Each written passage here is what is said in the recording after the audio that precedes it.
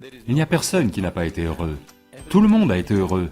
Mais le problème, c'est qu'ils ne sont pas capables de maintenir cet état, c'est tout. Il n'y a que deux choses. À quel point êtes-vous joyeux? Et combien de joie donnez-vous aux gens autour de vous? Faites simplement ceci pendant 2 jours et voyez. Vous deviendrez quelque chose de vraiment fantastique en vous-même.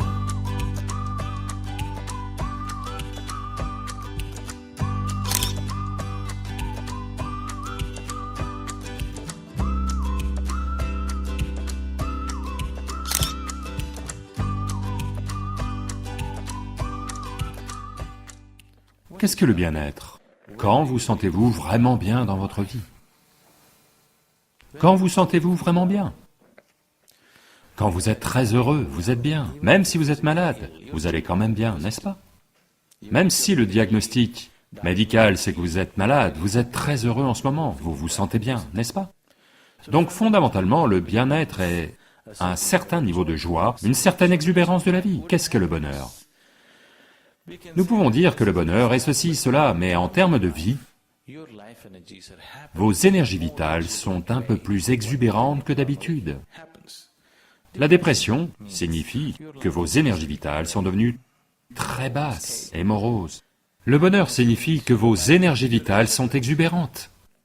Il y a de nombreuses façons de décrire le bonheur. Mais seuls ceux qui sont heureux savent ce que ça veut dire d'être heureux. Il n'y a personne qui n'a pas été heureux. Tout le monde a été heureux. Mais le problème, c'est qu'ils ne sont pas capables de maintenir cet état, c'est tout. Donc, vous n'avez pas à vous imposer des résolutions à vous-même. Juste de petits outils pour vous assurer que vous ne sombrez pas. Voyez, beaucoup de gens dans les affaires, ils pensent qu'ils ne tiennent leur compte que pour l'administration fiscale. Non. Vous faites vos comptes non pas pour l'administration fiscale, mais parce que si vous ne tenez pas de compte, vous ne savez pas si vous faites des bénéfices ou des pertes. C'est l'idée des comptes, n'est-ce pas? Pour savoir si vous avancez ou si vous reculez, vous avez besoin d'un livre de comptes. Pourquoi ne tenez-vous pas un livre de comptes? À la fin de la journée, vérifiez simplement. Suis-je un peu plus joyeux aujourd'hui qu'hier? Si vous aviez fait cela depuis l'âge de 5 ans, vous seriez extatique aujourd'hui. Colonne des profits. Vous êtes devenu comme ça parce que vous n'avez jamais tenu de compte. Un jour vous avez vérifié, quand c'est devenu très douloureux, alors vous vous rendez compte que vous êtes en grave déficit. Chaque jour, chaque mois, tenez simplement les comptes. Est-ce que je deviens plus joyeux ou moins joyeux? Il n'y a que deux choses. À quel point êtes-vous joyeux? Et combien de joie donnez-vous aux gens autour de vous? Cela, vous pouvez en tenir le compte. Si vous tenez le compte de cela, les gens tiennent le compte de leur argent, comme s'ils allaient l'emporter avec eux. La vraie richesse de la vie, c'est à quel point vous êtes joyeux, à quel point votre expérience de la vie est merveilleuse. La joie n'est pas un but en soi, mais c'est une ambiance nécessaire à la vie. Si vous ne créez pas cette ambiance, alors quoi que vous ayez est simplement gâché.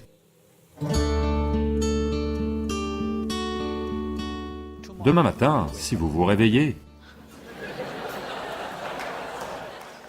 Non, ce n'est pas mon souhait, mais je veux que vous le sachiez. De toutes les personnes qui iront se coucher ce soir, plus d'1 million de personnes ne se réveilleront pas demain matin. Si vous et moi, nous nous réveillons demain matin, n'est-ce pas fantastique? 1 million de personnes ne se sont pas réveillées. Vous vous êtes réveillés, n'est-ce pas une chose merveilleuse? Vous n'avez pas l'air d'être convaincu. Parce que le problème, c'est que vous vivez avec l'idée que vous êtes immortel. Quand je dis que vous êtes immortel, ce n'est pas que vous pensez concrètement que vous êtes immortel, mais vous n'êtes pas conscient de votre mortalité. Si vous n'êtes pas conscient de votre mortalité, quelque part vous pensez que vous êtes immortel, n'est-ce pas? Combien de moments dans une journée êtes-vous conscient que vous êtes mortel? Si vous étiez conscient, auriez-vous le temps de tricher? Auriez-vous le temps de vous battre avec quelqu'un? Auriez-vous le temps de faire des bêtises avec votre vie? Si vous étiez conscient que vous êtes mortel, vous ne feriez rien d'autre que ce qui est absolument nécessaire pour vous et tout le monde autour de vous. Ne pensez pas que c'est une chose négative, la mort n'est pas une chose négative, c'est la seule chose qui ajoute de la valeur à votre vie. Si vous étiez ici pour toujours, vous seriez insupportable. Si vous prenez conscience de cette seule chose, que vous restez constamment conscient que je suis mortel, vous n'avez pas à penser « je vais mourir aujourd'hui », nous n'en avons pas l'intention, nous voulons vivre le plus longtemps possible. Simplement, vous savez que un jour je vais mourir. Chaque jour, à chaque instant, si vous vous rappelez, ceci est une vie brève. Je suis mortel, un jour je prendrai fin. Faites juste cela pendant 2 jours et voyez. Vous deviendrez quelque chose de vraiment fantastique en vous-même, c'est tout.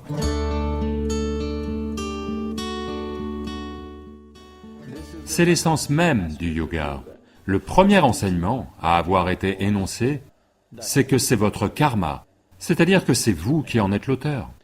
Votre vie et l'expérience de votre vie sont entièrement votre fabrication. Si cette seule chose ne vous pénètre pas absolument, vous ne ferez pas les changements nécessaires. Vous pensez toujours, oui, je sais que c'est mon karma, mais vous savez, mon mari, ce qu'il a fait. Vous ne pouvez pas régler ça. D'abord, vous comprenez que c'est ma création, entièrement ma création. Dès l'instant où vous le voyez, vous avez la possibilité de le changer. Je le vois, mais... Vous savez ce qu'ils m'ont fait hier? Maintenant, vous ne pouvez pas le changer. Peu importe qui a fait quoi. Ce qui se passe en vous, votre expérience de votre vie, est entièrement votre création. C'est votre karma. Karma veut dire, pas quelque chose qui vous tombe dessus de quelque part. Le karma veut dire vos actions, c'est votre fabrication, c'est ce que vous faites. Avant d'aller au lit, tout ce qui n'est pas vous, mettez-le de côté. C'est peut-être précieux pour vous. Pensez-y, votre maison, est-ce vous? Oh, ma maison! D'accord, vous adorez votre maison, mais d'accord, mettez-la de côté. Votre mari, est-ce vous? Non, ça c'est facile, il n'est pas moi.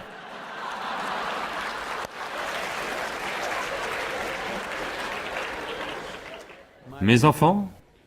Sont-ils moi? Oh, un peu difficile, mais non. Ils ne sont pas moi. Ils commencent à vous le dire, s'ils ont 12 ans, ils vous l'ont déjà dit. Alors, les vêtements que vous portez, est-ce vous? Non. Le corps que vous portez, est-ce vous? Non. Toutes ces pensées et émotions, est-ce vous? Non. Tout ce qui n'est pas vous, faites-en un tas. Pas physiquement, faites simplement cela mentalement. Mettez tout de côté. Laissez-moi voir. Chaque jour, vous pratiquez ceci. Un jour, lorsque vous réussirez à mettre de côté tout ce que vous n'êtes pas, ce que vous êtes sera là.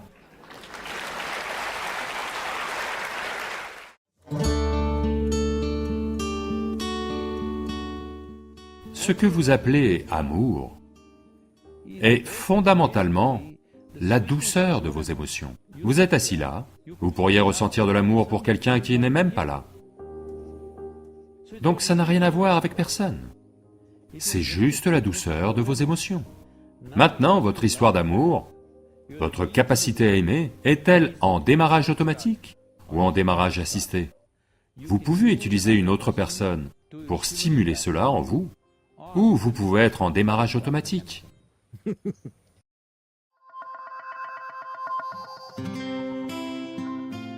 Voyez, quel est ce besoin d'amour chez un être humain? En permanence, un être humain aspire à être quelque chose de plus que ce qu'il est là maintenant. Le problème, c'est que vous voulez inclure quelque chose qui ne fait pas partie de vous comme vous-même, c'est tout l'effort. Si cela a lieu émotionnellement, sur le plan émotionnel, si vous essayez cela, on appelle ça une histoire d'amour. Vous essayez de rendre quelqu'un qui ne fait pas partie de vous une partie de vous-même, émotionnellement. C'est une histoire d'amour. Si vous le faites consciemment, on appelle cela yoga. 5 minutes chaque jour, allez vous asseoir avec quelque chose qui ne signifie rien pour vous. Peut-être un arbre, ou un caillou, ou un ver de terre, ou un insecte. Au bout d'un certain temps, vous verrez que vous pouvez regarder cette chose avec le même amour que vous portez à votre femme, mari, mère, enfant ou chien. Peut-être que le ver de terre ne le sait pas, que l'insecte ne le sait pas. Ça n'a pas d'importance. Si vous pouvez tout regarder avec amour, le monde entier explose en un magnifique phénomène pour vous. Vous réalisez que l'amour n'est pas quelque chose que vous faites, c'est la façon dont vous êtes.